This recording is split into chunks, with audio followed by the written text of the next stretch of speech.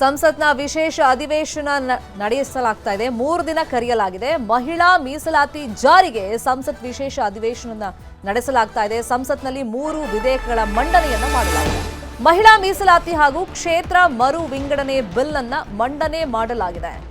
ನಾರಿ ಶಕ್ತಿ ವಂದನ್ ಅಧಿನಿಯಮ 2023 ತಿದ್ದುಪಡಿ ಬಿಲ್ ಇದು. ಲೋಕಸಭೆ ಕ್ಷೇತ್ರ ಮರು ವಿಂಗಡಣೆ ಬಿಲ್ ಕೂಡ ಮಂಡನೆಯಾಗಿದೆ. ಅಂದ್ರೆ ಸಂವಿಧಾನದಲ್ಲಿ 131ನೇ ತಿದ್ದುಪಡಿಗೆ 251 ಸದಸ್ಯರು ಸಮ್ಮತಿಯನ್ನ ಸೂಚಿಸಿದ್ದಾರೆ. ಅಂದ್ರೆ ಸಂವಿಧಾನ 131ನೇ ತಿದ್ದುಪಡಿಗೆ 185 ಸದಸ್ಯರು ವಿರೋಧವನ್ನ ವ್ಯಕ್ತಪಡಿಸಿದ್ದಾರೆ. ಒಟ್ಟು 409 ಸದಸ್ಯರಿಂದ ಪರ ವಿರುದ್ಧವಾಗಿ ತಮ್ಮ ಮತವನ್ನ ಚಲಾವಣೆ ಮಾಡಲಾಗಿದೆ. ನಾಳೆ ಸಂಜೆ 4ಕ್ಕೆ ನಾರಿ ಶಕ್ತಿ ಮಸೂದೆ ಜಾರಿಗೆ ಮತದಾನವನ್ನ ಮಾಡಲಾಗುತ್ತೆ. ಇಲ್ಲಿ ದೊಡ್ಡ ಮಟ್ಟದಲ್ಲಿ ಇದಕ್ಕೆ ವಿರೋಧ ವ್ಯಕ್ತವಾಗ್ತಾ ಇತ್ತು. ಕಾರಣ ಇಲ್ಲಿ ಚರ್ಚೆಗೆ ಅವಕಾಶ ಇದೆ. ಸದಸ್ಯರು ತಮ್ಮ ಹಕ್ಕನ್ನ ಅಂದ್ರೆ ತಮ್ಮ ಅಭಿಪ್ರಾಯವನ್ನ ಮತದ ಮುಖೇನ ತಿಳಿಸಬಹುದು. ಇಲ್ಲಿ ದಕ್ಷಿಣದ ರಾಜ್ಯಗಳಿಗೆ ಅನ್ಯಾಯವಾಗುತ್ತೆ. ರಾಜ್ಯವಾರು ಕ್ಷೇತ್ರ ಹಂಚಿಕೆಯಲ್ಲಿ ಯಾವುದೇ ವ್ಯತ್ಯಾಸ ಇಲ್ಲ. ಸಂವಿಧಾನ ಹೈಜಾಕ್ ಆಗ್ತಿದೆ ಅಂತ ಹೇಳಿ ಕಾಂಗ್ರೆಸ್ ಗಲಾಟೆ ಮಾಡ್ತಾ ಇದೆ. ರಾಜ್ಯಗಳಿಗೂ ನ್ಯಾಯಯುತ ಅನುಪಾತವೇ ಅಳವಡಿಕೆಯನ್ನ ಮಾಡಲಾಗಿದೆ. ಅನ್ಯಾಯ ಆಗಲ್ಲ ಅಂತ ಹೇಳಿ ಕೇಂದ್ರ ಸರ್ಕಾರ ಸ್ಪಷ್ಟನೆಯನ್ನ ಕೊಡ್ತಾ ಇದೆ. ಕಾಂಗ್ರೆಸ್ನ ಕೆಸಿ ವೇಣುಗೋಪಾಲ್ ಗಲಾಟೆ ಮಾಡಿದ್ದಾರೆ. ಬಿಲ್ ಬಗ್ಗೆ ಚರ್ಚೆ ಮಾಡೋಣ ಅಂತ ಹೇಳಿ ಗೃಹ ಸಚಿವ ಅಮಿತ್ ಶಾ ಅವರು ಹೇಳಿದ್ದಾರೆ.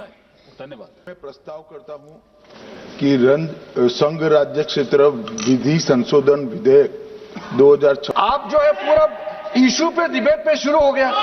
वेणुगोपाल जी, ये डिबेट का समय का नहीं है, ये टेक्निकल आप ऑब्जेक्शन जो उठाया उस पे बोलना है। कॉम्पिटेंसी ऑफ द हाउस का जो मामला है आप उसको बताइए। Why don't you implement in 2024 election? Sir, you only, sir. प्रधानमंत्री जी क्या कह रहे हैं? बिल के पुरस्तापित थे बगैर बिल के मेरिट्स पर कैसे चर्चा हो सकती है? अभी उनको तकनीकी ऑब्जेक्शन है तो ही वो ले सकते हैं। एक बार बिल पुरस्तापित होने के बाद ही बिल के मेरिट्स पर सदन के सदस्य बोल सकते हैं। अभी ये सदन इस स्टेज पर है कि बिल को पुरस्तापित करना या न करना। तो बिल को पुरस्तापित करने के लिए टेक्निकल ऑब्जेक्शन ही रूल 72 में वो ले सकते हैं। उनको Bill introduced by Mr. Megwal ji and Amit Shah ji. Sir, this actually is a fundamental, it bill is completely a fundamental attack on Indian federal structure, sir. So what exactly the intention of the introduction of the bill? This is what the entire country is now watching. Last 2023, Lok Sabha and Rajya Sabha, the Parliament passed a bill ensuring 33% women reservation in the Parliament and Vidhan Sabha.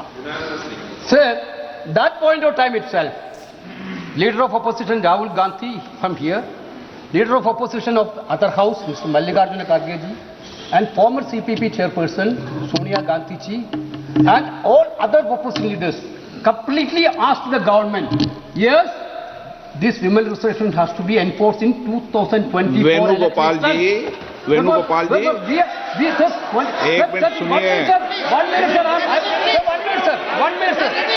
One minute, sir.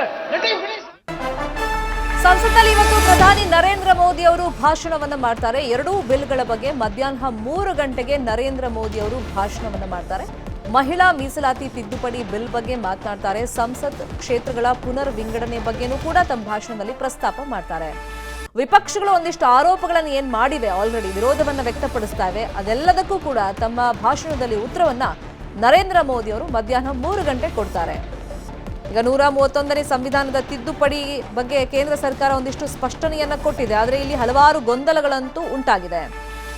ಈಗ ಕೇಂದ್ರದಿಂದ ಆಗುವಂತ ಅನ್ಯಾಯ ತಾರತಮ್ಯ ಪ್ರಶ್ನೆಗೆ ದಕ್ಷಿಣದ ರಾಜ್ಯಗಳಿಗೆ ಆಸ್ಪದ ಇಲ್ಲ ಅಥವಾ ಅವಕಾಶ ಇಲ್ಲ. ಇದು ಕೇಂದ್ರದ ಸಂವಿಧಾನ ವಿರೋಧಿ ಕೆಲಸ ಅಂತೇಳಿ ದಕ್ಷಿಣ ಭಾರತದ ರಾಜ್ಯಗಳು ಆಕ್ಷೇಪವನ್ನ ವ್ಯಕ್ತಪಡಿಸ್ತಾ ಇವೆ. ಇದಕ್ಕೆ ಸಂಪೂರ್ಣ ವಿರೋಧವನ್ನ ವ್ಯಕ್ತಪಡಿಸ್ತಾ ಇವೆ. ಜನಸಂಖ್ಯಾ ನಿಯಂತ್ರಣ ಕಾನೂನು ಪಾಲಿಸಿರುವಂತ ದಕ್ಷಿಣ ರಾಜ್ಯಗಳಿಗೆ ಇದರಿಂದ ಸಂಪೂರ್ಣ ಅನ್ಯಾಯವಾಗುತ್ತೆ. ಅಧಿಕಾರವನ್ನ ಹಿಡಿಯುವಂತ ನಿಟ್ಟಲ್ಲಿ ಅಥವಾ ಅಧಿಕಾರಕ್ಕೋಸ್ಕರನೇ ಕ್ಷೇತ್ರ ಹೆಚ್ಚಿಸಿಕೊಳ್ಳುವಂತ ತಂತ್ರವನ್ನ ಬಿಜೆಪಿ ಮಾಡ್ತಾ ಇದೆ ಅಥವಾ ಕೇಂದ್ರ ಸರ್ಕಾರ ಮಾಡ್ತಿದೆ ಅಂತೇಳಿ ವಿಪಕ್ಷಗಳು ಆರೋಪವನ್ನ ಮಾಡ್ತಾ ಇದ್ದಾರೆ. ಸೊ ಹಾಗಾಗಿ ಈಗ 2011ರ ಜನಗಣತಿ ಆಧರಿಸಿ ಮರು ವಿಂಗಡಣೆಯನ್ನ ಮಾಡಲಾಗುತ್ತಾ? ಸೊ ಹೀಗೆ 10 ಪ್ರಶ್ನೆಗಳಂತೂ ಇದರಲ್ಲಿ ಉದ್ಭವವಾಗಿದೆ. ಅದೇ ವಿಚಾರವಾಗಿ ಇನ್ನಷ್ಟು ಡೀಟೇಲ್ ಆಗಿ ಇನ್ಫಾರ್ಮೇಶನ್ ಕೊಡ್ತಾ ಹೋಗೋದಕ್ಕೆ ಫೋನ್ ಸಂಪರ್ಕದಲ್ಲಿ ಕನೆಕ್ಟ್ ಆಗಿದ್ದಾರೆ ನಮ್ಮ ಪೊಲಿಟಿಕಲ್ ಬ್ಯೂರೋ ರಿಪೋರ್ಟರ್ ಕೃಷ್ಣ. 3 ದಿನ ವಿಶೇಷ ಸಂಸತ್ ಅಧಿವೇಶನ, ಆದರೆ ಗಂಭೀರವಾದಂತ 2 ವಿಷಯಗಳು, ಒಂದು ಮಹಿಳಾ ಮೀಸಲಾತಿ, ಇನ್ನೊಂದು ಲೋಕಸಭೆ ಕ್ಷೇತ್ರಗಳ ವಿಂಗಡಣೆಯಾಗಿ ಅದನ್ನ ಹೆಚ್ಚು ಮಾಡುವಂತ ಒಂದು ಮಸೂದೆ 3 ತಿದ್ದುಪಡಿಯನ್ನ ಮಾಡ್ತಾ ಇದ್ದಾರೆ. ಸೊ ಇದಕ್ಕೆ ಬಿಜೆಪಿ ಅವರ ಸಮರ್ಥನೆ ಏನು, ಮತ್ತೆ ಕಾಂಗ್ರೆಸ್ ಅವರು ಮತ್ತೆ ವಿಪಕ್ಷಗಳು ಯಾವ ತರ ಇದಕ್ಕೆ ವಿರೋಧ ವ್ಯಕ್ತಪಡಿಸ್ತಾ ಇವೆ? ಶರ್ಮಿತಾ, ಅಂದ್ಕೊಂಡಂತೆ ಕೇಂದ್ರ ಸರ್ಕಾರ ಮಹಿಳಾ ಮೀಸಲಾತಿ ಸಂಬಂಧಪಟ್ಟಂತೆ ನಾರಿಶಕ್ತಿ ವಂದನ್ ಅಧಿನಿಯಮ ಏನಿದೆ ತಿದ್ದುಪಡಿ 2023 ಆ ಒಂದು ಬಿಲ್ ಅನ್ನು ಇವತ್ತು ಲೋಕಸಭೆಯಲ್ಲಿ ಮಂಡನೆಯನ್ನ ಮಾಡಿರುವಂತದ್ದು ಕಾನೂನು ಸಚಿವರು. ಇದೀಗ ಅದ್ರ ವಿಚಾರವಾಗಿ ಪರ ಮತ್ತೆ ವಿರೋಧ ಚರ್ಚೆ ಕೂಡ ನಡೀತಾ ಇರುವಂತದ್ದು. 3 ಬಿಲ್ಗಳು ಚರ್ಚೆ ಆಗ್ತಾ ಇರುವಂತದ್ದು. ಒಂದು ಲೋಕಸಭಾ ಕ್ಷೇತ್ರ ಮರು ವಿಂಗಡಣೆ ಬಿಲ್ ಮಂಡನೆ ಸಂಬಂಧಪಟ್ಟಂತೆ, ಅದ್ರ ಜೊತೆಗೆ ಸಂವಿಧಾನ 131ನೇ ತಿದ್ದುಪಡಿಗೆ ಏನು ಚರ್ಚೆ ಬಿಲ್ ತಂದಿದ್ದಾರೆ. ಅದಕ್ಕೆ ಕೆಲವೊಂದು ಕಡೆ ಸದಸ್ಯರು ಕೂಡ 251 ಜನ ಸದಸ್ಯರು ಕೂಡ ಸಮ್ಮತಿಯನ್ನ ಕೊಟ್ಟಿದ್ದಾರೆ. ಮತ್ತೆ ಈ ಬಿಲ್ ಯಾವ ರೀತಿಯಾಗಿ 3 ಬಿಲ್ಗಳು ಕೂಡ ಅನುಕೂಲ ಆಗುತ್ತೆ ಅನ್ನೋದ್ರ ಬಗ್ಗೆ ಈಗಾಗಲೇ ಕೇಂದ್ರದ ಸಚಿವರು ಎಲ್ಲರೂ ಕೂಡ ಅವ್ರಿಗೆ ಏನೋ ಪ್ರತಿಪಕ್ಷ ನಾಯಕರಿಗೆ ಸದಸ್ಯರಿಗೆ ಅದ್ರ ಬಗ್ಗೆ ವಿವರಣೆ ಕೊಡುವಂತ ಒಂದು ಕೆಲಸವನ್ನು ಕೂಡ ಮಾಡಿದ್ದಾರೆ. ಆದ್ರೆ ಈ ಒಂದು ವಿಚಾರವಾಗಿ ಎಲ್ಲ ಒಂದ್ ಕಡೆ ಪರ ಮತ್ತೆ ವಿರೋಧದ ಕೂಡ ಚರ್ಚೆ ಆಗ್ತಾ ಇದೆ. ಕಾಂಗ್ರೆಸ್ ಸಂಸದರು ಎಲ್ಲರೂ ಕೂಡ ದೊಡ್ಡ ಮಟ್ಟದ ವಿರೋಧವನ್ನು ಕೂಡ ವ್ಯಕ್ತಪಡಿಸ್ತಾ ಇರುವಂತದ್ದು. ಯಾಕಂದ್ರೆ ಏನೋ ದಕ್ಷಿಣ ಭಾರತದ ರಾಜ್ಯಗಳಿಗೆ ಇಲ್ಲೊಂದ್ ಕಡೆ ಇದರಿಂದ ಭಾರಿ ಕೂಡ ಅನ್ಯಾಯ ಆಗ್ತಾ ಇದೆ ಅನ್ನೋ ಆಪಾದನೆಯನ್ನ ಕಾಂಗ್ರೆಸ್ನ ಕೆ.ಸಿ. ವೇಣುಗೋಪಾಲ್ ಅವರು ಕೂಡ ಮಾಡಿರುವಂತದ್ದು. ಕೇವಲವಾಗಿ ಉತ್ತರ ಭಾರತದ ರಾಜ್ಯಗಳಿಗೆ ಅನುಕೂಲ ಆಗುವಂತ ರೀತಿಯಲ್ಲಿ ಈ ಒಂದು ಬಿಲ್ ಅನ್ನ ತರಲಾಗಿದೆ ಅನ್ನೋ ಒಂದು ಆಪಾದನೆಯನ್ನು ಕೂಡ ಕಾಂಗ್ರೆಸ್ ನಾಯಕರು ಕೂಡ ಮಾಡಿದ್ದಾರೆ. ಹಾಗಾಗಿನೇ ಕನಿಷ್ಠ ಇದ್ರ ಬಗ್ಗೆ ಚರ್ಚೆನ ಮಾಡ್ಬೇಕು ಅನ್ನೋ ನಿಟ್ಟಿನಲ್ಲಿ ಯಾವಾಗ ಪರ ಮತ್ತು ವಿರೋಧದ ಚರ್ಚೆಗಳು ನಡೀತಾ ಇದಾವೋ, ಇದೀಗ ಸ್ಪೀಕರ್ ಓಂ ಬಿರ್ಲಾ ಅವರು ಕೂಡ ಈಗಾಗಲೇ ಇದ್ರ ಬಗ್ಗೆ ಸಮಗ್ರವಾಗಿ ಚರ್ಚೆಗೆ ಅವಕಾಶ ಮಾಡಿಕೊಡುವಂತ ನಿಟ್ಟಿನಲ್ಲಿ ಕೂಡ ಈಗಾಗಲೇ ಚರ್ಚೆಗೆ ಮುಂದಾಗಿರುವಂತದ್ದು. ಎಲ್ಲಾ ಸದಸ್ಯರಿಂದಲೂ ಕೂಡ ಚರ್ಚೆಗೆ ಅವಕಾಶ ಮಾಡಿಕೊಟ್ಟು ಅಂತಿಮವಾಗಿ ಸದಸ್ಯರು ಏನ್ ಹೇಳ್ತಾರೆ ಆ ಒಂದು ಸದಸ್ಯರ ಅಭಿಪ್ರಾಯದ ಆಧಾರದ ಮೇಲೆ ಅಂತಿಮವಾಗಿ ಈ ಒಂದು ಬಿಲ್ ಅನ್ನ ಜಾರಿ ಮಾಡುವಂತ ನಿಟ್ಟಿನಲ್ಲಿ ಕೂಡ ಕೇಂದ್ರ ಸರ್ಕಾರ ಈಗಾಗಲೇ ಮುಂದಾಗಿರುವಂತದ್ದು. ನಾಳೆ ಸಂಜೆ 4 ಗಂಟೆಗೆ ನಾರಿಶಕ್ತಿ ಮಸೂದೆ ಜಾರಿ ಸಂಬಂಧಪಟ್ಟಂತೆ ಮತದಾನ ಕೂಡ ನಡೆಯುತ್ತೆ. ಅಲ್ಲಿ ಬಹುತೇಕವಾಗಿ ಎನ್ಡಿಎ ಸದಸ್ಯರು ವಿರೋಧ ಪಕ್ಷಗಳು ಹೇಳ್ತಿರೋದು ಒಂದು ಕ್ಲಾರಿಟಿ ಇಲ್ಲ ಈ ಮಸೂದೆಯಲ್ಲಿ, ಇದನ್ನ ಹೆಂಗ್ ಅಂಗೀಕಾರ ಮಾಡೋದು ಅಥವಾ ರಿಜೆಕ್ಟ್ ಮಾಡೋದು ಅನ್ನೋ ಕುರಿತಂತೆನೆ ಚರ್ಚೆ ಆಗ್ತಿದೆ. ಕಾರಣ ಈಗ ಎಲ್ಲಾ ರಾಜ್ಯಕ್ಕೂ 50% ಫಾರ್ಮುಲಾನ ಅಥವಾ ಜನಸಂಖ್ಯೆ ಆಧರಿಸಿ ಇದನ್ನ ಕ್ಷೇತ್ರವಾರು ವಿಂಗಡಣೆಯನ್ನ ಮಾಡ್ತಾರಾ? ನಾರಿಶಕ್ತಿ ವಂದನ್ ಆ ಮಸೂದೆಯನ್ನ ಮುಂದಿಟ್ಕೊಂಡು ಕ್ಷೇತ್ರ ಮರು ವಿಂಗಡಣೆಗೆ ಸರ್ಕಾರ ಹೊರಟಿದೆ ಅನ್ನೋ ಆರೋಪಗಳ ಮಧ್ಯದಲ್ಲಿ ಈಗ ಎಲ್ಲಾ ರಾಜ್ಯಗಳ ಲೋಕಸಭಾ ಸ್ಥಾನ ಹಂಚಿಕೆ ಏಕರೂಪವಾಗಿ ಹೆಚ್ಚಳ ಮಾಡೋ ಕುರಿತಂತೆ ಚರ್ಚೆಗಳಾಗ್ತಿದೆ. ಸೊ ಈ ಆತಂಕ ಇದೆ ಈಗ ವಿಪಕ್ಷಗಳಿಗೆ. ಖಂಡಿತವಾಗ್ಲು ಶರ್ಮಿತಾ, ಕಾಂಗ್ರೆಸ್ ನಾಯಕರು ಕೂಡ ಆಪಾದನೆ ಮಾಡ್ತಾ ಇರುವಂತದ್ದು ಅದನ್ನೇ. ಯಾಕಂದ್ರೆ ದಕ್ಷಿಣ ಭಾರತದಲ್ಲಿ ದೊಡ್ಡ ಮಟ್ಟದ ಅನ್ಯಾಯ ಆಗ್ತಾ ಇದೆ ಅನ್ನುವಂಥದ್ದು, ಅದ್ರ ಜೊತೆಗೆ ಕ್ಷೇತ್ರ ಹಂಚಿಕೆಯಲ್ಲೂ ಕೂಡ ವ್ಯತ್ಯಾಸವಿಲ್ಲ ಅನ್ನುವಂಥದ್ದು, ಮತ್ತೆ ಈಗಾಗಲೇ ರಾಜ್ಯಗಳಿಗೆ ಅನುಪಾತವೇ ಅಳವಡಿಕೆ ಮಾಡಲಾಗಿದೆ ಅನ್ನೋ ಆಪಾದನೆ ಕೂಡ ಈಗಾಗಲೇ ಮಾಡಿರುವಂತದ್ದು. ಹಾಗಾಗಿನೇ ಈಗ ಮುಖ್ಯವಾಗಿ ಅಲ್ಲಿ ಚರ್ಚೆ ಮಾಡುವಂತ ನಿಟ್ಟಿನಲ್ಲಿ ಡಿಮ್ಯಾಂಡ್ ಬಂದ್ರೆ ಲೋಕಸಭಾ ಕ್ಷೇತ್ರಗಳು ಕೂಡ 50% ಕೂಡ ಜಾಸ್ತಿ ಆಗುತ್ತೆ. ಮತ್ತೆ ಪ್ರತಿ ರಾಜ್ಯದಲ್ಲೂ ಕೂಡ ಲೋಕಸಭಾ ಕ್ಷೇತ್ರಗಳು ಕೂಡ 50% ಕೂಡ ಏರಿಕೆ ಆಗುವಂತದ್ದು. ಮತ್ತೆ ಈ ಒಂದು ಕ್ಷೇತ್ರ ಮರು ಪ್ಲೀಸ್ ಬಿ ಆನ್ಲೈನ್ ಈ ಬಗ್ಗೆ ಮಾತನಾಡೋದಕ್ಕೆ ಎಂಎಲ್ಸಿ ಆಗಿರುವಂತಹ ರವಿಕುಮಾರ್ ಅವರು ನಮ್ಮ ಜೊತೆ ದೂರವಾಣಿ ಸಂಪರ್ಕದಲ್ಲಿ ಕನೆಕ್ಟ್ ಆಗಿದ್ದಾರೆ. ಸರ್ ನಮಸ್ತೆ.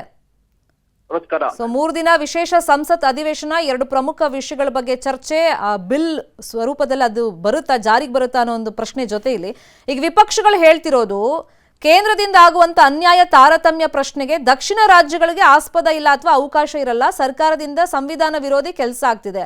ಅಂದ್ರೆ ಯಾವ ರೀತಿ ಇವರು ಕ್ಷೇತ್ರ ವಿಂಗಡಣೆ ಮಾಡಕ್ ಹೊರಟಿದ್ದಾರೆ ಅದ್ರ ಬಗ್ಗೆ ಕ್ಲಾರಿಟಿಯನ್ನು ಕೊಡ್ತಾ ಇಲ್ಲ. ಇಲ್ಲಿ ಕನ್ಫ್ಯೂಷನ್ ಕ್ರಿಯೇಟ್ ಮಾಡಿದ್ದಾರೆ. ಎಲ್ಲಾ ರಾಜ್ಯಕ್ಕೂ 50% ಆ ಅನುಪಾತನ ಅಥವಾ ಜನಸಂಖ್ಯೆ ಆಧರಿಸಿನ? ಕರೆಕ್ಟ್. ಈಗ ನಾನು ಕೇಂದ್ರ ಸರ್ಕಾರಕ್ಕೆ ನರೇಂದ್ರ ಮೋದಿಜಿಯವರಿಗೆ ಅಭಿನಂದನೆಯನ್ನ ಸಲ್ಲಿಸ್ತೇನೆ. ಒಂದು ಐತಿಹಾಸಿಕವಾಗಿರ್ತಕ್ಕಂಥ ಬಿಲ್ ಅನ್ನ ತರ್ತಾ ಇದ್ದಾರೆ. ಯಾವ ರೀತಿಯ ಐತಿಹಾಸಿಕ ಅಂತ ಹೇಳಿದ್ರೆ ಕಾಂಗ್ರೆಸ್ನವರೇ 33% ರಿಸರ್ವೇಶನ್ ಅನ್ನ ತರಬೇಕು ಅಂತ ಹೇಳಿ ಕೊನೆಗೆ ಅವ್ರ ಕಡೆ ಆಗ್ಲಿಲ್ಲ, ನಾವು ತೆಗೆದುಕೊಂಡು ಬಂದ್ವಿ. ಈಗ ನಾನು ಕೇಳ್ತಾ ಇದ್ದೀನಿ, ಯಾವ ಅನ್ಯಾಯ ಆಗ್ತಾ ಇದೆ? ನಾರಿಶಕ್ತಿ ವಂದನನ್ನ ಮುಂದಿಟ್ಕೊಂಡು ಕ್ಷೇತ್ರ ಮರು ವಿಂಗಡಣೆಗೆ ನನಗೆ ಉತ್ತರ ಕೊಡ್ಲಿ ಅವರು. ಕರ್ನಾಟಕ ರಾಜ್ಯದಲ್ಲಿ ಈಗ 28 MP ಸೀಟ್ಗಳಿದೆ. ಈಗ 28 ಸೀಟ್ಗಳಿದ್ದಂತ ಸಂದರ್ಭದಲ್ಲಿ ಇನ್ನ 14 ಸೀಟ್ಗಳನ್ನು ಹೆಚ್ಚು ಮಾಡ್ತಾ ಇದ್ದಾರೆ. ಅಂದ್ರೆ 42 ಆಗುತ್ತೆ. 42 ಸೀಟ್ ಆಗತ್ತೆ. ಅದೇ ತರ ಉತ್ತರ ಪ್ರದೇಶದಲ್ಲಿ 80 ಸೀಟ್ಗಳಿದೆ. 40 ಸೀಟನ್ನ ಹೆಚ್ಚು ಮಾಡ್ತಾ ಇದ್ದಾರೆ. ಎಷ್ಟಾಗತ್ತೆ? 120 ಸೀಟ್ ಆಯ್ತು. ಹೌದು. ಕರ್ನಾಟಕ ರಾಜ್ಯದಲ್ಲಿ 28 ಇತ್ತು, 42 ಆಯ್ತು. ಅಂದ್ರೆ ಇಲ್ಲಿ 50% ಹೆಚ್ಚು ಮಾಡ್ತಾ ಇದ್ದಾರೆ, ಅಲ್ಲಿನೂ 50% ಹೆಚ್ಚು ಮಾಡ್ತಾ ಇದ್ದಾರೆ. ಅಲ್ಲ, ಜನಸಂಖ್ಯೆ ಆಧರಿಸಿ ಮಾಡ್ಬೇಕು, ಇಲ್ಲಾಂದ್ರೆ ಈಗ ನಾರ್ತ್ ಇಂದ ಅಧಿಕಾರ ಹಿಡಿಯೋದಕ್ಕೆ ಮತ್ತೆ ಈಸಿ ಆಗುತ್ತೆ ಅವ್ರಿಗೆ. ಜನಸಂಖ್ಯೆ ಆಧರಿಸಿ ತರ್ತಾ ಇಲ್ಲ. ನಾನು ಅದನ್ನೇ ಹೇಳಲಿಕ್ಕೆ ಹೊರಟಿದ್ದೀನಿ. ಕಾಂಗ್ರೆಸ್ನವ್ರಿಗೆ ಬೇಸ್ಲೆಸ್ ಆರ್ಗ್ಯುಮೆಂಟ್ ಮಾಡ್ತಕ್ಕಂಥವ್ರಿಗೆ ನಾನು ಕೇಳೋ ಪ್ರಶ್ನೆನೇ ಇದು. ಕರ್ನಾಟಕ ರಾಜ್ಯದಲ್ಲಿ 28 ಸೀಟ್ ಇದೆ, 14 ಸೀಟ್ ಹೆಚ್ಚು ಮಾಡ್ತಾ ಇದ್ದಾರೆ. ಉತ್ತರ ಪ್ರದೇಶದಲ್ಲಿ 80 ಸೀಟ್ ಇದೆ, 40 ಸೀಟ್ ಹೆಚ್ಚು ಮಾಡ್ತಾ ಇದ್ದಾರೆ. ಅಂದ್ರೆ 50% ಸೀಟ್ಗಳನ್ನ ಎಲ್ಲ ರಾಜ್ಯಗಳಲ್ಲೂ ಹೆಚ್ಚು ಮಾಡ್ತಾ ಇದ್ದಾರೆ. ಎಲ್ಲಿದೆ ಜನಸಂಖ್ಯೆ ಆಧರಿಸಿ ಸೀಟ್ಗಳನ್ನ ಹೆಚ್ಚು ಮಾಡೋದು? ಫಾರ್ ಎಕ್ಸಾಂಪಲ್, ಹಿಮಾಚಲ್ ಪ್ರದೇಶದಲ್ಲಿ 6 ಸೀಟ್ ಇದ್ರೆ 3 ಸೀಟ್ ಹೆಚ್ಚು ಮಾಡ್ತಾ ಇದ್ದಾರೆ, 50%. ಓಕೆ. ಎಸ್. ಡೆಲ್ಲಿನಲ್ಲಿ 8 ಸೀಟ್ ಇದ್ರೆ 4 ಸೀಟ್ ಹೆಚ್ಚು ಮಾಡ್ತಾ ಇದ್ದಾರೆ. ಎಲ್ಲಿದೆ ಜನಸಂಖ್ಯೆ ಆಧರಿಸಿ ಸೀಟ್ಗಳನ್ನ ಹೆಚ್ಚು ಮಾಡೋದು? ಎಲ್ಲಿದೆ ಕಾಂಗ್ರೆಸ್ಸಿನ ಈ ಒಂದು ಬೇಸ್ಲೆಸ್ ಆರ್ಗ್ಯುಮೆಂಟ್ಗೆ ನಾಚಿಕೆ ಆಗೋಲ್ವಾ ಅವರಿಗೆ? ಓಕೆ. ಸೊ ಈಗ 50% ಅಂತ ಆದ್ರೂ ಕೂಡ ಅವ್ರು ಹೇಳ್ತಿರೋದು, ಇವಾಗ ನೀವು ಹೇಳ್ದಂಗೆ ಉತ್ತರ ಪ್ರದೇಶ ಸೇರಿದಂತೆ ಹಿಂದಿ ಬೆಲ್ಟ್ ಏನಿದೆ, ಸೊ ಆ ರಾಜ್ಯಗಳಲ್ಲಿ ಮತ್ತೆ ಬಿಜೆಪಿಯಿಂದ ಆರಿಸ್ಕೊಂಡ್ ಬರಕ್ಕೆ ಅಥವಾ ಅಧಿಕಾರ ಹಿಡಿಯಕ್ಕೆ ಅವ್ರಿಗೆ ಅವಕಾಶ ಆಗುತ್ತೆ. ನಾನೇ ಕೇಳ್ತೇನೆ, ಉತ್ತರ ಪ್ರದೇಶದಲ್ಲಿ 80 ಸೀಟ್ ಮುಂಚೆ ನೀವಿದ್ದಾಗ ಇತ್ತೋ ಇಲ್ಲೋ? ಇತ್ತು. ಈಗ 40 ಸೀಟ್ ಹೆಚ್ಚು ಮಾಡ್ತಾ ಇದೀವಿ. ಇಲ್ಲಿ 28 ಸೀಟ್ ಇದ್ದಾಗ ನೀವಿದ್ದಾಗ ಇತ್ತೋ ಇಲ್ಲೋ? 14 ಸೀಟ್ ಹೆಚ್ಚು ಮಾಡ್ತಾ ಇದೀವಿ. ಅನ್ಯಾಯ ಎಲ್ಲ ಆಗ್ತಾ ಇದೆ ಹೇಳಿ ಸಿದ್ದರಾಮಯ್ಯ ಅವರು. ಗೋವಾದಲ್ಲಿ 4 ಸೀಟ್ ಇದೆ, 2 ಸೀಟ್ ಹೆಚ್ಚು ಮಾಡ್ತಾ ಇದ್ದಾರೆ ಅಷ್ಟೇ. ಎಲ್ಲಿದೆ ಜನಸಂಖ್ಯೆ ಆಧರಿಸಿ? ಪ್ರತಿ ರಾಜ್ಯದಲ್ಲಿ ಸೀಟ್ಗಳು ಹೆಚ್ಚಾಗ್ತಾ ಇದೆಯಲ್ಲ, ಹೆಂಗೆ ದಕ್ಷಿಣಕ್ಕೆ ಅನ್ಯಾಯ ಆಗ್ತಾ ಇದೆ? ಅಂದ್ರೆ ನಮ್ ವಾಯ್ಸ್ ಇರಲ್ಲ, ಅವಾಗ ನಮ್ಗೆ ಅನ್ಯಾಯ ಆದ್ರೂ ಕೇಳಕ್ಕೆ ನಮ್ಗೆ ವಾಯ್ಸ್ ಇರಲ್ಲ. ಮೇಡಮ್, ನಂದು ಕೇಳ್ತಾ ಇದ್ದೇನೆ, ನನ್ನ ಆರ್ಗ್ಯುಮೆಂಟ್ ಕೇಳಿ. ಎಲ್ಲಿ ಅನ್ಯಾಯ ಆಗ್ತಾ ಇದೆ ಹೇಳಿ. ಸ್ಟಾಲಿನ್ ಅವರು, ಸಿದ್ದರಾಮಯ್ಯ ಅವರು, ಆಮೇಲೆ ಕೇರಳದ ಚೀಫ್ ಮಿನಿಸ್ಟರ್ ಪಿಣರಾಯಿ ವಿಜಯನ್, ಆಮೇಲೆ ಆ ಕಡೆ ತೆಲಂಗಾಣ ಸಿಎಂ ಹೇಳಿ. ಇವ್ರ ಲಾಜಿಕ್ಕೇ ಇಲ್ಲ. ಅನಗತ್ಯ ಗೊಂದಲ ನಿರ್ಮಾಣ ಮಾಡ್ತಕ್ಕಂಥದ್ದೇ ಇವ್ರ ಧೋರಣೆಯಾಗಿದೆ. ಏಕೈಕ ಉದ್ದೇಶ, ಕೇಂದ್ರ ಸರ್ಕಾರ ಅನ್ಯಾಯ ಮಾಡ್ತಾ ಇದೆ, ನೀವು ಅನ್ಯಾಯ ಮಾಡ್ತಾ ಇರ್ತಕ್ಕಂಥದ್ದು. ಇಡೀ ದೇಶಕ್ಕೆ ನ್ಯಾಯ ಕೊಡ್ತಾ ಇದ್ರೆ ಅದು NDA ಸರ್ಕಾರ ಕೊಡ್ತಾ ಇದೆ. ನೀವಿದ್ದಾಗಿನಿಂದ ಈ ರಾಜ್ಯಕ್ಕೆ, ಈ ದೇಶಕ್ಕೆ ಅನ್ಯಾಯ ಆಗ್ತಾ ಇದೆ. ರೀತಿ ಅರ್ಥಪೂರ್ಣವಾಗಿರ್ತಕ್ಕಂಥ, ಅರ್ಥಗರ್ಭಿತವಾಗಿರ್ತಕ್ಕಂಥ ಆರ್ಗ್ಯುಮೆಂಟ್ ಅನ್ನ, ವಾದವನ್ನ ಮಂಡಿಸ್ಬೇಕು. ಅದಕ್ಕೆ ನಮ್ದು ವಿರೋಧ ಇಲ್ಲ. ಆದ್ರೆ ಅನಗತ್ಯವಾಗಿ ಗೊಂದಲ ನಿರ್ಮಾಣ ಮಾಡ್ತಕ್ಕಂಥದ್ದೇನಿದೆ, ಇದು ಒಂದ್ ರೀತಿ ಬೇಸ್ಲೆಸ್ ಆರ್ಗ್ಯುಮೆಂಟ್ ಇದು. ಇದನ್ನ ಭಾರತೀಯ ಜನತಾ ಪಾರ್ಟಿ ಖಂಡಿಸುತ್ತೆ. ಸರ್, ಇದ್ರ ಜೊತೆಯಲ್ಲಿ ಈಗ ಅಂದ್ರೆ ಈ ಮಸೂದೆ ಬಗ್ಗೆ ಒಂದು ಯಾವ ತರ ವಿಂಗಡಣೆ ಮಾಡ್ತಾರೆ ಅನ್ನೋ ಕುರಿತಂತೆನೆ ಒಂದು ಇನ್ಫಾರ್ಮೇಶನ್ ಕೊಟ್ಟಿಲ್ಲ. ಸೊ ಇಲ್ಲಿ ಮಿಸ್ಲೀಡ್ ಮಾಡುವಂತ ಕೆಲಸವನ್ನ ಸರ್ಕಾರ ಮಾಡ್ತಿದೆ. ಮಿಸ್ಲೀಡ್ ಮಾಡೋದಾಗಿದ್ರೆ ಯಾವಾಗ್ಲೂ ಮಾಡ್ತಿದ್ವಿ ನಾವು. ಮಿಸ್ಲೀಡ್ ಅಲ್ಲ, ಇಡೀ ದೇಶವನ್ನ ಸರಿಯಾಗಿ ಲೀಡ್ ಮಾಡಬೇಕಾಗಿದೆ. ಅದಕ್ಕೋಸ್ಕರ ವಿಶೇಷ ಅಧಿವೇಶನ ಕರೆದಿರೋದು, ಚರ್ಚೆ ಮಾಡೋದಕ್ಕೋಸ್ಕರನೇ. ಎಲ್ಲಿ ಏಕೈಕ ನಿರ್ಧಾರ ತೆಗೆದುಕೊಂಡ್ಬಿಟ್ರು, ಎಲ್ಲರನ್ನು ಬಿಟ್ರು ನಿರ್ಧಾರ ತೆಗೆದುಕೊಂಡ್ಬಿಟ್ರು, ಎಲ್ಲಿದೆ? ಚರ್ಚೆ ಮಾಡಿ ನೀವು ಅಲ್ಲಿ ಅಧಿವೇಶನದಲ್ಲಿ. ಅದಕ್ಕೆ ವಿಶೇಷ ಅಧಿವೇಶನ ಕರೆದಿರೋದು. ಈಗ ಫಾರ್ ಎಕ್ಸಾಂಪಲ್ SC ಕಾನ್ಸ್ಟಿಟ್ಯೂನ್ಸಿ ಇದೆ, ST ಕಾನ್ಸ್ಟಿಟ್ಯೂನ್ಸಿ ಇದೆ. ST ಕಾನ್ಸ್ಟಿಟ್ಯೂನ್ಸಿ ಎಷ್ಟು 47 ಎಷ್ಟೋ ಇದೆ. ಅದು ಹಾಗೆ ಇರುತ್ತೆ, ಅದನ್ನ ಮುಟ್ಟಕ್ಕೆ ಹೋಗಲ್ಲ. SC ರಿಸರ್ವೇಶನ್ಸ್ ಎಷ್ಟಿದೆ ಅಷ್ಟೇ ಹಾಗೆ ಇರುತ್ತೆ. 33% ಸೀಟ್ಗಳು ಮಾತ್ರ ಹೆಚ್ಚಾಗ್ತದೆ. ಈಗ ಅಂಗೀಕಾರಕ್ಕೆ ಹಾಜರಿರುವಂತ ಸದಸ್ಯರ ಮಹಿಳೆಯರಿಗೆ ನ್ಯಾಯ ಸಿಗ್ತಾ ಇದೆ, ದೇಶಕ್ಕೆ ನ್ಯಾಯ ಸಿಗ್ತಾ ಇದೆ. ಮಹಿಳೆಯರು ಮುಂದೆ ಬರೋದಕ್ಕೆ, ಇಲ್ಲಾಂದ್ರೆ ನೀವು ಏನು ಅವ್ರು ಅಲ್ಲೇ ಇರ್ಬೇಕಾ ಮಹಿಳೆಯರು? ಕಾಂಗ್ರೆಸ್ಸಿನ ಪ್ರಕಾರ ಮಹಿಳೆಯರು ಮುಂದೆ ಬರಬಾರ್ದ? ಇನ್ನು ಎಷ್ಟು ದಿನ ಹಿಂದೆ ಹಾಕೊಳ್ತಾ ಬಿಡ್ತಾ ಹೋಗೋದು, ಎಷ್ಟು ವರ್ಷ ಬಿಡ್ತಾ ಹೋಗೋದು? ಸುಮ್ಮನೆ ಬರೇ ಬಾಯಲ್ಲಿ ಮಾತಾಡ್ತಾರೆ, ಕೆಲಸ ಇಲ್ಲ, ಕಾರ್ಯ ಇಲ್ಲ, ಎಕ್ಸಿಕ್ಯೂಷನ್ ಇಲ್ಲ. ಆರ್ಗ್ಯುಮೆಂಟ್ ಮಾಡಿ ಸೈಂಟಿಫಿಕ್ ಆಗಿ, ವೈಜ್ಞಾನಿಕವಾಗಿ.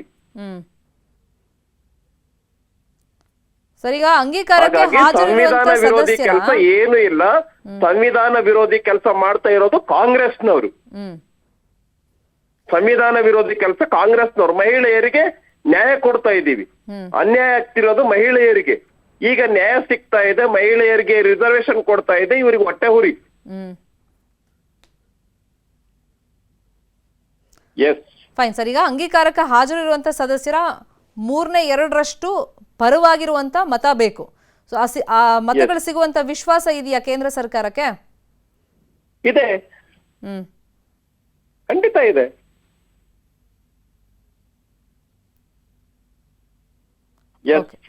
ಓಕೆ, ಈಗ ಈಗ ಜನಗಣತಿ ಆಧಾರದ ಮೇಲಂತೂ ಮರು ವಿಂಗಡಣೆ ಆಗಲ್ಲ. ನೀವು ಹೇಳ್ದಂಗೆ 50% ಅಂತಾನೆ ಹೇಳ್ತಾ ಇದ್ದೀರಾ. ಇದರಿಂದ ರಾಜಕೀಯ ಪ್ರಭಾವ ತಗ್ಗು ಹೋಗುತ್ತೆ ನಮ್ದೆಲ್ಲ ವಿರೋಧ ಪಕ್ಷದವ್ರದ್ದು. ಹೆಂಗ್ ತಗ್ಗಿ ಹೋಗುತ್ತೆ? ಹೆಂಗ್ ತಗ್ಗಿ ಹೋಗುತ್ತೆ ಹೇಳಿ? ನಿಮ್ಮ ಪಾರ್ಟಿಯ ಶಕ್ತಿ ಆಧಾರದ ಮೇಲೆ ನೀವು ಎಷ್ಟು ಸೀಟ್ ಗೆಲ್ತೀರಾ? ಇಡೀ ರಾಜ್ಯ, ಈ ಉದಾಹರಣೆ ನೀವು ಕಡಿಮೆ ಸೀಟ್ ಗೆದ್ರೆ ನಾವೇನ್ ಮಾಡಕ್ಕಾಗತ್ತ? ಅದಕ್ಕೆ ನೀವು ಜಲಬೆಂಬಲ ಇಟ್ಕೊಳ್ಳಿ, ಹೆಚ್ಚು ಸೀಟ್ ಗೆದ್ದು ಬನ್ನಿ. ಓಕೆ ಸರ್, ನೋಡೋಣ. ಈಗ ನೀವ್ ಹೇಳ್ದಂಗೆ 50% ಅನುಪಾತದಲ್ಲಿ ಆ ಫಾರ್ಮುಲಾದಲ್ಲೇ ಇವಾಗ ಮರು ವಿಂಗಡಣೆಗೆ ಸರ್ಕಾರ ಪ್ರತಿ ರಾಜ್ಯದಲ್ಲಿ ಜನಸಂಖ್ಯೆಗೆ ಆಧರಿಸಿ ಅಲ್ಲ, ಇಡೀ ಪ್ರತಿ ರಾಜ್ಯದಲ್ಲಿ ಹೆಚ್ಚಾಗ್ತಾ ಇದೆ. Okay fine sir. 3 ಗಂಟೆಗೆ ನರೇಂದ್ರ ಮೋದಿ ಅವರು ಮಾತಾಡ್ತಾ ಇದ್ದಾರೆ ಈ ಬಗ್ಗೆ, ಈ 2 ಬಿಲ್ಗಳ ಬಗ್ಗೆ ಅವ್ರೇನ್ ಪ್ರಸ್ತಾಪ ಮಾಡ್ತಾರೆ ಭಾಷಣದಲ್ಲಿ, ಯಾವ ತರ ಕ್ಲಾರಿಟಿ ಕೊಡ್ತಾರೆ ನೋಡೋಣ. Thank you so much Ravikumar ಅವರೇ ನ್ಯೂಸ್ 18ಗೆ ರಿಯಾಕ್ಷನ್ ಕೊಟ್ಟಿದ್ದಕ್ಕೆ. ಇನ್ನು ಈ ಬಗ್ಗೆ ಪರಿಷತ್ ಪ್ರತಿಪಕ್ಷ ನಾಯಕ ಛಲವಾದಿ ನಾರಾಯಣ ಸ್ವಾಮಿ ಮಾತಾಡಿದ್ದಾರೆ, ಏನ್ ಹೇಳಿದ್ದಾರೆ ಕೇಳೋಣ. ಹೆಣ್ಣು ಮಕ್ಕಳಿಗೂ ಕೂಡ ಸಮಾನ ಅವಕಾಶಗಳನ್ನು ಕೊಡಬೇಕು ಅನ್ನೋ ಕಾರಣ ನಾರಿ ಶಕ್ತಿಯ 3 ದಿನಗಳ ಇವತ್ತು ಸದನವನ್ನು ಕರೆದು ಒಂದು ಬಿಲ್ ಅನ್ನ ಮಂಡಿಸ್ತಾ ಇದ್ದಾರೆ. ಅದರಿಂದ ನನಗೆ ಅನಿಸೋದು, ಇನ್ನು ಮುಂದೆ ಹೆಣ್ಣು ಮಕ್ಕಳಿಗೂ ಕೂಡ ಎಲ್ಲ ರೀತಿಯ ಅವಕಾಶಗಳು ಕೂಡ ದೊರೆಯಲಿದೆ. ಇದಕ್ಕೆ ಹಿಂದೂ ಕೋಡ್ ಬಿಲ್ ತರುವ ಸಂದರ್ಭದಲ್ಲೂ ಕೂಡ ಹೆಣ್ಣು ಮಕ್ಕಳಿಗೆ ಅದಕ್ಕೂ ಹಿಂದೆ ವೋಟಿನ ಅಧಿಕಾರವೂ ಇರಲಿಲ್ಲ. ಬಾಬಾ ಸಾಹೇಬ್ ಅಂಬೇಡ್ಕರ್ ಅವರ ಆ ಶಕ್ತಿಯಿಂದ, ಅವರ ಯೋಚನೆಯಿಂದ, ಅವರ ಚಿಂತನೆಯಿಂದ ಹೆಣ್ಣು ಮಕ್ಕಳಿಗೆ ಆ ಕಾಲದಲ್ಲಿ ಮತದಾನದ ಹಕ್ಕು ಸಿಕ್ಕಿತ್ತು. ಇವತ್ತು ಅದು ಮಾತ್ರ ಅಲ್ಲ, ಇವತ್ತು ಕಾನೂನು ರಚನೆಯಲ್ಲೂ ಇರಬಹುದು, ಎಲ್ಲ ರೀತಿಯಲ್ಲೂ ಇವತ್ತು ಅವರಿಗೂ ಕೂಡ ಸಮಾನ ಅವಕಾಶಗಳನ್ನು ಕಲ್ಪಿಸಿಕೊಡುವ ನಿಟ್ಟಿನಲ್ಲಿ ಭಾರತದ ಪ್ರಧಾನಮಂತ್ರಿಗಳಾಗಿರ್ತಕ್ಕಂಥ ನರೇಂದ್ರ ಮೋದಿಯವರು ಬಾಬಾ ಸಾಹೇಬ್ ಅಂಬೇಡ್ಕರ್ ಅವರ ಚಿಂತನೆಗೆ ಶಕ್ತಿಯನ್ನು ಕೊಟ್ಟಿದ್ದಾರೆ. ಧಾರವಾಡದ ಜಿಲ್ಲಾ ಪಂಚಾಯತ್ ಮಾಜಿ ಸದಸ್ಯ ಯೋಗೇಶ್ ಗೌಡ ಕೊಲೆ ಪ್ರಕರಣದಲ್ಲಿ ವಿನಯ್ ಕುಲಕರ್ಣಿ ಸೇರಿದಂತೆ 17 ಜನ ದೋಷಿಗಳು ಅಂತೇಳಿ ನಿನ್ನೆ ಕೋರ್ಟ್ ತೀರ್ಪನ್ನು ಕೊಟ್ಟಿತ್ತು. ಇನ್ನೇನು ಕೆಲವೇ ನಿಮಿಷಗಳಲ್ಲಿ ಇವತ್ತು ಶಿಕ್ಷೆ ಪ್ರಮಾಣವನ್ನ ಪ್ರಕಟ ಮಾಡಲಾಗುತ್ತೆ. ವಿನಯ್ ಕುಲಕರ್ಣಿಗೆ ಹಾಗಾದ್ರೆ ಎಷ್ಟು ವರ್ಷ ಜೈಲು ಶಿಕ್ಷೆಯನ್ನ ಪ್ರಕಟ ಮಾಡಲಾಗುತ್ತೆ? ಜನಪ್ರತಿನಿಧಿಗಳ ಕೋರ್ಟ್ನಲ್ಲಿ ಇನ್ನೂ ವಾದ ಪ್ರತಿವಾದ ಮುಂದುವರೆದಿದೆ. ಸಿಬಿಐ ಪರವಾಗಿ additional solicitor general ST. Raju ಅವರು ವಾದವನ್ನ ಮಾಡಿದ್ದಾರೆ. ಸಾಕ್ಷಿಗಳನ್ನ ತಿರುಚಿದ್ದಾರೆ, ಸಾಕ್ಷಿಗಳಿಗೆ ಬೆದರಿಕೆ ಹಾಕಿದ್ದಾರೆ, ಶಾಸಕ ಸಚಿವ ಸ್ಥಾನವನ್ನ ದುರ್ಬಳಕೆ ಮಾಡಿಕೊಂಡಿದ್ದಾರೆ, ಶಾಸಕರಾಗಿ ಕಾನೂನನ್ನ ಕೈಗೆತ್ತಿಕೊಂಡು ಕೊಲೆ ಮಾಡಿಸಿದ್ದಾರೆ, ತೀವ್ರವಾದ ಶಿಕ್ಷೆ ಕೊಡಬೇಕು ಅಂತೇಳಿ ಸಿಬಿಐ ಪರ ವಕೀಲರು ವಾದವನ್ನ ಮಾಡಿದ್ದಾರೆ. ಸಿಬಿಐ ಪರ ವಕೀಲರ ವಾದಕ್ಕೆ ಕುಲಕರ್ಣಿ ಪರ ವಕೀಲರು ಆಕ್ಷೇಪ ವ್ಯಕ್ತಪಡಿಸಿದ್ದಾರೆ. ಕಡಿಮೆ ಶಿಕ್ಷೆ ವಿಧಿಸಿ ಅಂತ ಹೇಳಿ ಮನವಿಯನ್ನ ಮಾಡಿಕೊಂಡಿದ್ದಾರೆ ಜಡ್ಜ್ ಮುಂದೆ.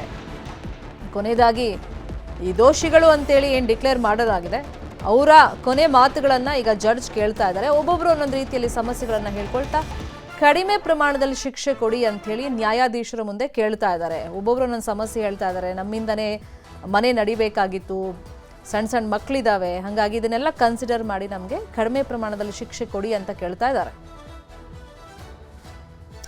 ಅದೇ ವಿಚಾರವಾಗಿ ಇನ್ನಷ್ಟು ಡೀಟೇಲ್ ಆಗಿ ಇನ್ಫಾರ್ಮೇಶನ್ ಕೊಡ್ತಾ ಹೋಗೋದಕ್ಕೆ ನೇರ ಸಂಪರ್ಕದಲ್ಲಿ ಕನೆಕ್ಟ್ ಆಗಿದ್ದಾರೆ ನಮ್ಮ ರಿಪೋರ್ಟರ್ ಗಂಗಾಧರ್ ವಾಗಟ. ಗಂಗಾಧರ್ ವಾಗಟ, ಈಗ ಕಂಟಕವಾಗಿರೋದ್ರೆ 302 ಮತ್ತೆ 120B, ಹಾಗಾಗಿ ಎಷ್ಟು ವರ್ಷ ಶಿಕ್ಷೆ ಪ್ರಮಾಣ ಪ್ರಕಟವಾಗುತ್ತೆ? ಈಗ 17 ಜನಕ್ಕೂ ಒಂದೇ ರೀತಿ ಶಿಕ್ಷೆ ಪ್ರಮಾಣ ಅಲ್ಲ, ಬೇರೆ ಬೇರೆ ಅವರಿಗೆ ಅವ್ರ ಮೇಲೆ ಏನು ಸೆಕ್ಷನ್ ಇದೆ ಆಧಾರದ ಮೇಲೆನೆ ಅವ್ರ ರೋಲ್ ಏನಿದೆ ಈ ಕೊಲೆಯಲ್ಲಿ ಅದ್ರ ಮೇಲೆನೆ ಶಿಕ್ಷೆ ಪ್ರಮಾಣ. ಸೊ ಎಷ್ಟೊತ್ತಿಗೆ ಪ್ರಕಟವಾಗಬಹುದು, ನಿರೀಕ್ಷೆ ಏನಿದೆ? ಶರ್ಮಿತಾ, ಇನ್ನು ಕೆಲವು ಹೊತ್ತಲ್ಲಿ ಒಂದು ಶಿಕ್ಷೆ ಪ್ರಮಾಣ ಪ್ರಕಟ ಆಗುವಂಥ ಸಾಧ್ಯತೆ ಇರುವಂಥದ್ದು. ಸದ್ಯಕ್ಕೆ ಈಗ ಆರೋಪಿ ಅಂದರೆ ಅಪರಾಧಿಗಳ ಪರ ವಕೀಲರೇನಿದ್ದಾರೆ ಅವರು ಈಗ ವಾದವನ್ನು ಮಾಡ್ತಾ ಇರುವಂಥದ್ದು. ತಮ್ಮ ಅಪರಾಧಿಗಳೇನಿದ್ದಾರೆ, ತಮ್ಮ ಪರವಾಗಿನಿದ್ದಾರೆ, ಆ ಒಂದು ಅವರ ಬಗ್ಗೆ ಕಡಿಮೆ ಪ್ರಮಾಣದಲ್ಲಿ ಶಿಕ್ಷೆಯನ್ನು ಕೊಡಬೇಕು ಅಂತೇಳಿ ಒಂದು ಆ ನ್ಯಾಯಾಧೀಶರ ಬಳಿ ಮನವಿಯನ್ನು ಮಾಡಿಕೊಳ್ತಾ ಇರುವಂಥದ್ದು. ಈ ಒಂದು ಸಂದರ್ಭದಲ್ಲಿ ವಿನಯ್ ಕುಲಕರ್ಣಿ ಸೇರಿದಂತೆ 17 ಮಂದಿ ಒಟ್ಟಾರೆ ಅಪರಾಧಿಗಳೇನಿದ್ದಾರೆ ಅವರ ಪರ ಎಲ್ಲ ಅಡ್ವೊಕೇಟ್ಸ್ ಕೂಡ ಒಂದು ವಾದವನ್ನು ಮಾಡ್ತಾ ಇರುವಂಥದ್ದು. ಅಂದರೆ ಅದರಲ್ಲಿ ವಿನಯ್ ಕುಲಕರ್ಣಿ ಪರ ವಕೀಲರಾಗಿರುವಂಥ ಶ್ಯಾಮ್ ಸುಂದರ್ ಒಂದು ಮನವಿಯನ್ನು ಮಾಡಿಕೊಂಡ್ರು. ಇವರು ಒಬ್ಬ ಶಾಸಕ ಸ್ಥಾನದಲ್ಲಿದ್ದಾರೆ, ಸುಮಾರು ಅವರನ್ನು ಆಯ್ಕೆ ಮಾಡಿ ಕಳಿಸಿರುವಂಥ ಬಗ್ಗೆ ಅವರಿಗೆ ಗೌರವ ಇರುವಂಥದ್ದು. ಹೀಗಾಗಿ ಜನಾಭಿಪ್ರಾಯ ಇದೆ. ಹೀಗಾಗಿ ಅವರು ಸುಮಾರು 3,000 ಹಸುಗಳನ್ನು ಅವರು ಸಾಕಾಣಿಕೆ ಮಾಡ್ತಾ ಇದ್ದಾರೆ. ಅವರು ಆ ರೀತಿ ಇದ್ದಂಥ ಸಂದರ್ಭದಲ್ಲಿ ಅವರು ಒಳ್ಳೆಯವರು ಇದ್ದಾರೆ ಅನ್ನೋ ರೀತಿಯಲ್ಲಿ ಅವರಿಗೆ ಕಡಿಮೆ ಪ್ರಮಾಣದ ಒಂದು ಶಿಕ್ಷೆಯನ್ನು ಕೊಡಬೇಕು ಅಂತೇಳಿ ಒಂದು ಮನವಿಯನ್ನು ಮಾಡಿಕೊಂಡ್ರು. ಅದೇ ರೀತಿಯಾಗಿ ಚಿಕ್ಕ ಮಗನಿದ್ದಾನೆ, ಮತ್ತು ಎಲ್ಲರ ಆ ಬೇರೆ ಬೇರೆ ಅಪರಾಧಿಗಳು ಕೂಡ ಅದೇ ರೀತಿಯಾಗಿ ಅವರವರ ಒಕ್ಕಲತನ ವಹಿಸ್ಕೊಂಡಿರುವಂಥದ್ದು. ಚಿಕ್ಕ ಮಕ್ಕಳಿದೆ, ಆರೋಗ್ಯ ಸಮಸ್ಯೆ ಇದೆ, ಹಿರಿಯರಾದ ವಯಸ್ಸಾದ ತಂದೆ ತಾಯಿ ಇದ್ದಾರೆ, ಅವರನ್ನು ಆರೈಕೆ ಮಾಡಬೇಕು ಅನ್ನೋ ನಿಟ್ಟಿನಲ್ಲಿ ಅವರಿಗೆ ಗರಿಷ್ಠ ಅಂದರೆ ಕನಿಷ್ಠ ಮಟ್ಟದಲ್ಲಿ, ಅಂದರೆ ಗರಿಷ್ಠಕ್ಕಿಂತ ಕನಿಷ್ಠ ಮಟ್ಟದಲ್ಲಿ ಅವರಿಗೆ ಶಿಕ್ಷೆ ಪ್ರಮಾಣವನ್ನು ಪ್ರಕಟ ಮಾಡಿ ಅಂತೇಳಿ ಮನವಿಯನ್ನು ಮಾಡಿಕೊಂಡ್ರು. ಆದರೆ ಅಲ್ಲಿ ಪ್ರಮುಖವಾಗಿ CBI ಪರ ಆ ವಕೀಲರು ಏನಂತಂತಂದರೆ, ಪ್ರಮುಖವಾಗಿ ಬ್ರೂಟಲ್ ಆಗಿ ಯೋಗೇಶ್ ಗೌಡನನ್ನು ಕೊಲೆ ಮಾಡಲಾಯಿತು. ಅದರಲ್ಲಿ ಶಾಸಕರ ಹಾಗೆ ದುರ್ಬಳಕೆ ಮಾಡಿಕೊಂಡು, ಅಲ್ಲಿ ಪ್ರಜಾಪ್ರಭುತ್ವವನ್ನು ದುರ್ಬಳಕೆ ಮಾಡಿಕೊಂಡು, ಅಧಿಕಾರಿಗಳನ್ನು ತಮ್ಮ ಹಿಡಿತವನ್ನು ಹಿಡ್ಕೊಂಡು ಈ ರೀತಿಯಾಗಿ ಕೊಲೆಯನ್ನು ಮಾಡಿಸಿದ್ದಾರೆ. ಶಾಸಕರ ಇನ್ವಾಲ್ವ್ಮೆಂಟ್ ಇದರಲ್ಲಿದೆ. ಹೀಗಾಗಿ ಅವರಿಗೆ ಕಠಿಣವಾದಂಥ ಶಿಕ್ಷೆಯನ್ನು ಕೊಡಬೇಕು ಅನ್ನೋ ರೀತಿಯಲ್ಲಿ ಸಾಲಿಸಿಟರ್ ಜನರಲ್ ಆಗಿರುವಂಥ ಅವರು ಕೂಡ ಒಂದು CBI ಪರವಾಗಿ ಅವರು ಒಂದು ಮನವಿಯನ್ನು ಮಾಡಿಕೊಂಡ್ರು. ಆದರೆ ಈ ಒಂದು ವಾದ ಪ್ರತಿವಾದವನ್ನು ಈಗ ಸದ್ಯಕ್ಕೆ ಈಗ ನ್ಯಾಯಾಧೀಶರು ಆಲಿಸ್ತಾ ಇದ್ದಾರೆ. ಇನ್ನು ಕೆಲವು ಹೊತ್ತು ಇನ್ನು ಉಳಿದ ಆರೋಪಿ ಪರ ವಕೀಲರು ಕೂಡ ಅವರು ಒಂದು ವಾದವನ್ನು ಮಾಡಲಿದ್ದಾರೆ. ಎಲ್ಲ ಅಪರಾಧಿಗಳ ಪರ ವಕೀಲರ ಒಂದು ವಾದವನ್ನು ಆಲಿಸಿ ಆನಂತರ ಶಿಕ್ಷೆ ಪ್ರಮಾಣವನ್ನು ಪ್ರಕಟವನ್ನು ಮಾಡುವಂಥದ್ದು. ಬಹುತೇಕವಾಗಿ ಸಂಜೆ ಒಳಗಾಗಿ ಶಿಕ್ಷೆ ಪ್ರಮಾಣ ಪ್ರಕಟವಾಗುವಂಥ ಸಾಧ್ಯತೆ ಇದೆ. ಇನ್ನು ಸದ್ಯಕ್ಕೆ ಇನ್ನೂ ಕೂಡ ಕಂಟಿನ್ಯೂ ಆಗಿರುವಂಥದ್ದು ವಾದ ಮತ್ತು ಅವರ ಅಭಿಪ್ರಾಯಗಳನ್ನು ಈಗ ಅವರ ಮನವಿಯನ್ನು ಕೂಡ ಆಲಿಸುವಂಥ ಕೆಲಸವನ್ನು ನ್ಯಾಯಾಧೀಶರು ಮಾಡ್ತಾ ಇದ್ದಾರೆ. ಆದರೆ ಪ್ರಮುಖವಾಗಿ 120B 302 ಕೇಸ್ ಸೆಕ್ಷನ್ಗಳಿದ್ದಾವೆ, ಕೊಲೆ ಮತ್ತು ಒಳಸಂಚು. ಅದರಲ್ಲಿ ಎಲ್ಲ ಅಪರಾಧಿಗಳಿಗೂ ಕೂಡ ಅದೇ ಇರುವಂಥದ್ದು. ಅದರಲ್ಲಿ ವಿನಯ್ ಕುಲಕರ್ಣಿ ಪ್ರಮುಖವಾಗಿ ಅವರ ಮೇಲೆಯೂ ಕೂಡ ಕೊಲೆಗಾರ ಅನ್ನೋ ರೀತಿಯಲ್ಲಿ ದೋಷಿ ಅಂತ ಕೂಡ ನೆನೆ ತೀರ್ಪಾಗಿತ್ತು. ಯಾಕೆ ಕೊಲೆ ಕೇಸು ಕೂಡ ಅವರ ಮೇಲೆ ಸೆಕ್ಷನ್ ಆ್ಯಡ್ ಆಗಿದೆ, ಹೀಗಾಗಿ ದೋಷಿ ಅಂತ ಆಗಿತ್ತು. ಹೀಗಾಗಿ ಎರಡೂ ಬಲವಾದ ಸೆಕ್ಷನ್ಗಳಿರುವಂಥ ಹಿನ್ನೆಲೆಯಲ್ಲಿ ವಿನಯ್ ಕುಲಕರ್ಣಿಗೆ ಯಾವ ರೀತಿ ಇದು ಒಂದು ಸಂಕಷ್ಟ ಎದುರಾಗುತ್ತೆ ಮುಂದಿನ ದಿನಗಳಲ್ಲಿ, ಶಾಸಕ ಸ್ಥಾನಕ್ಕೆ ಒಂದು ವೇಳೆ ಏನಾದರೂ 2 ವರ್ಷಕ್ಕೆ ಮೇಲ್ಪಟ್ಟಾದಂಥ ಸಂದರ್ಭದಲ್ಲಿ ಅವ್ರಿಗೂ ಕೂಡ ಶಾಸಕ ಸ್ಥಾನ ಕುತ್ತಾಗುವಂಥ ಸಾಧ್ಯತೆ, ಜೊತೆಗೆ ಮೇಲ್ಮನವಿ ಸಲ್ಲಿಕೆ ಮಾಡುವಂಥ ಹಿನ್ನೆಲೆ ಕೂಡ ಅದರ ಪ್ರಿಪ್ರೇಷನ್ಸ್ ಅನ್ನು ಅವರು ಮಾಡ್ಕೊಳ್ತಾ ಇರುವಂಥದ್ದು. ಶರ್ಮಿತಾ, ಫಾಲೋ ಮಾಡೋಣ ಸುದ್ದಿನ. Thank you Ganga.